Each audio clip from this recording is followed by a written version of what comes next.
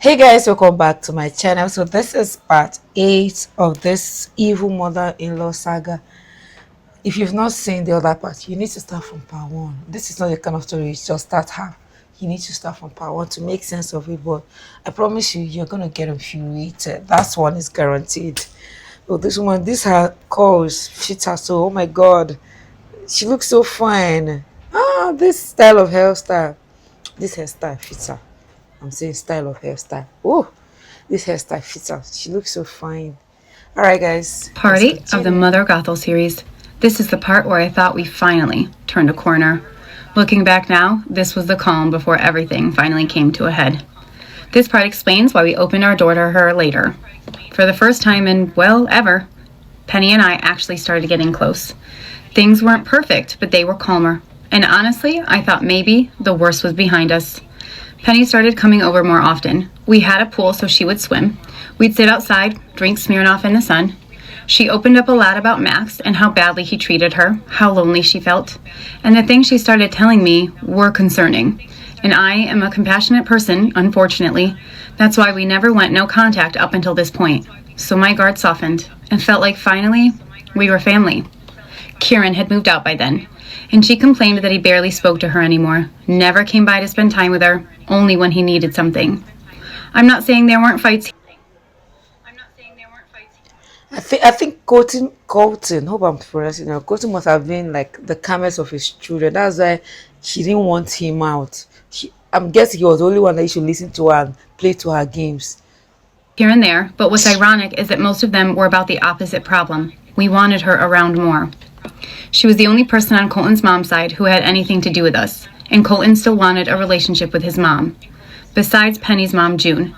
And June by this point was living in her own little happy dementia world. Penny was caring for her full time, and caring for someone with dementia is incredibly hard. And then something happened that pulled us even closer. In July of 2024, June passed away. Max called me. I grabbed the kids and drove there immediately. Within 20 minutes, I was there. When I walked in, Penny was hysterical, and she was alone. The hospice workers were the only ones trying to comfort her. No family, no support, just strangers trying to. That's what happens when you live your life being evil. You end up losing people around you. Imagine. Do you know what that means for you to be experiencing that kind of event in your life and there is nobody around you? That says a lot about Comfort you. her. Max was downstairs working. Kieran lived 10 minutes away. Colton was at work 45 minutes away, but I was there. Colton left work immediately and arrived about an hour later. She had just watched her mother take her last breath, and she was alone. She said it was not peaceful, it was horrific. We stayed with her all day. The next day, I brought her to my house, and over the next week, she was with us more often than not. I truly believed we had finally turned a corner, and that's how it remained for a while. She was with us most weekends. But then something happened that changed the dynamic completely. It was August. She decided she wanted to rollerblade with Everly. Colton was at work. I told her not to. She didn't listen. Over the years, she tended to only listen when it came from Colton. I was upstairs doing laundry when Everly came to get me. She fell, and she did. It was obvious her wrist was broken. We have an urgent care about 5 minutes away that does x-rays, so I grabbed the kids and we took her there immediately. I texted Max, Karen, and Colton in a group message to let them know what was happening. She began saying she felt like she was going to have a seizure. She was in a lot of pain. Urgent care said, "We're not equipped to handle this." She needed to go to the hospital. It was 20 minutes away. I said, okay. Max said no. She didn't need to go. He told me not to let them send her, even though the doctors were standing right there telling me she needed to go to the hospital. I didn't even know how to respond to that. This was clearly an emergency. Her wrist was clearly broken. Urgent care said she needed to go to the hospital. I told him, I'm sorry, they couldn't get a blood pressure and her oxygen was low. He said, why am I already driving towards you then? I said she turned bad quick. I didn't know they were going to insist she go by ambulance. So we went to the hospital with her.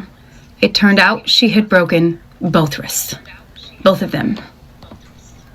The next day, I packed up my kids in the morning and we spent the day with her. But there was something else that happened around that time that hurt my kids. A few months before, Max took the kids' room at his and Penny's house.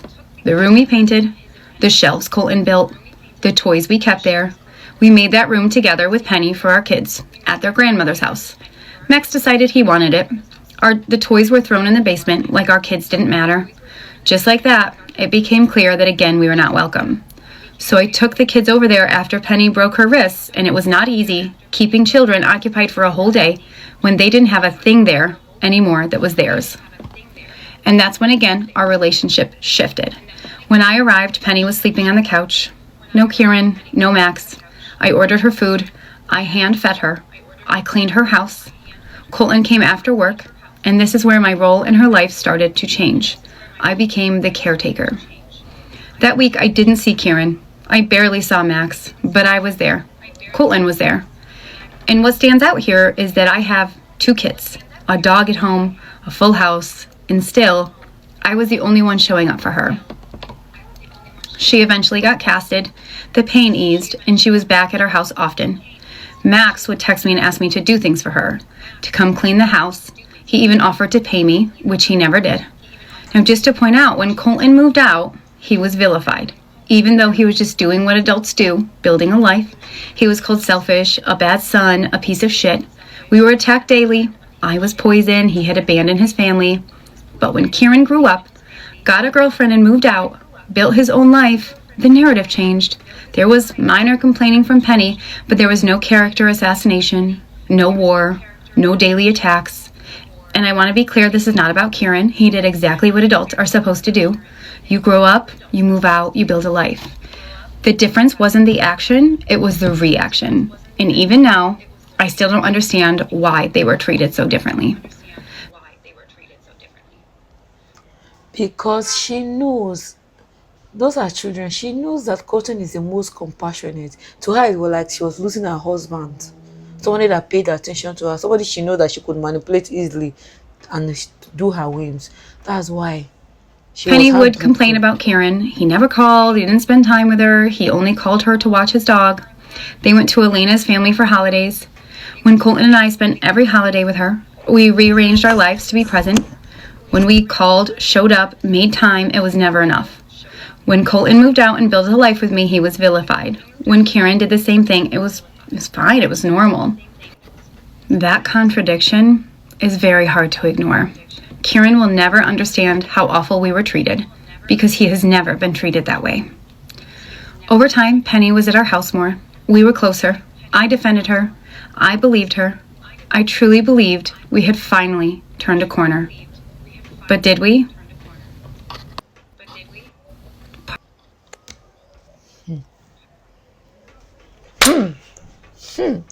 Guys, hey, I don't even need to talk so much. Let's go to the next part, part 9. See you guys in part 9.